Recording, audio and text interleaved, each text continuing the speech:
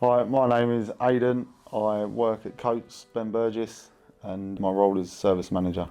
I joined the military in 2016. I was infantry, and then I left in February. The 1st was my last day, and I was infantry throughout, and I just progressed. I was there for 9 years, or just short of 9 years, and yeah, I just promoted, done what I could. I wanted to manage. When I stripped away all the soldiering and all that side of like the army, I looked at what I was doing and I was managing people, and that's what I wanted to carry on doing. I wanted to be in a management role.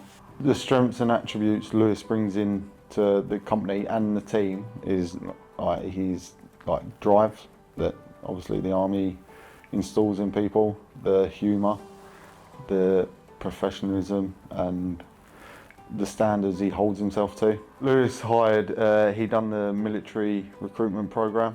He'd done a period of work experience here before leaving the military, and then once he had left, he then went through the actual program to come here.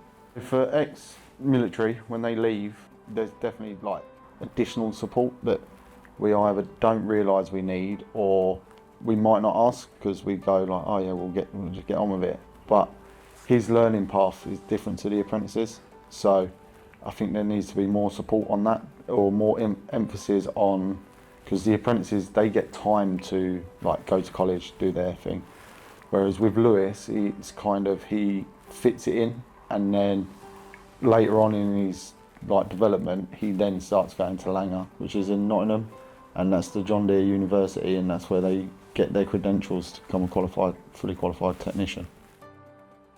Every company I looked for when I was leaving the military, I always looked to see if they had a support network for ex-military. It wasn't the be-all and end-all if they didn't, but it was a big part of why I applied for places, or definitely looking here. When I got told Lewis was working here before me, I was like, no, that's good. Like someone to like mix up with, do you know what I mean? From the same background.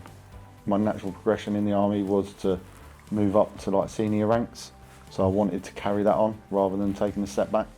And again, that's why it's important for people like Lewis. We have to take a step back sometimes to progress. If you think someone's left the military, he's left with a bit of rank, so he had a lot of responsibilities and job roles. He could almost at times feel like, I'm not saying he does, but he could feel like he's taken a step back. And after a period, if he's not seeing a progression or feeling like he's getting progressed, he might think, was this the right move or not? Because it's a big question a lot of ex-military will ask themselves, did I make the right choice or not to leave? To any employers that don't employ veterans, they're missing out on a huge pool of talent. They've learned so much, been so many places, worked with so many different people. They just hold themselves to a different standard. They apply themselves in a different way. They do things slightly different. They're not going to give you the same old, oh, I work hard, or I'm punctual, all that jazz. That's a given. That's not even part of their sales pitch of when they're applying for places, because that's just everyday routine.